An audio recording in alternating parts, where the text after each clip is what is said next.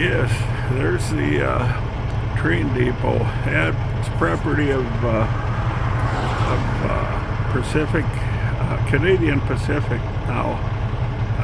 Till about a year ago, I knew a guy that got drafted in the 1940s, and he caught the train out of there for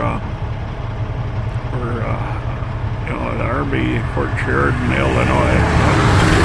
Sorry about that. It's a busy street and a truck route. Yeah, okay. Right back there is the Valley Grain Company. God, I don't know how good this is going to look. I suppose I could have stepped outside and would have done better, but anyhow.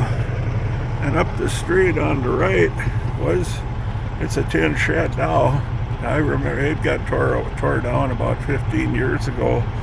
Yeah, motel slash bar slash grill and rumored cat house. But at any rate, yeah, a little bit of history of the little town I live in. Well, thank you.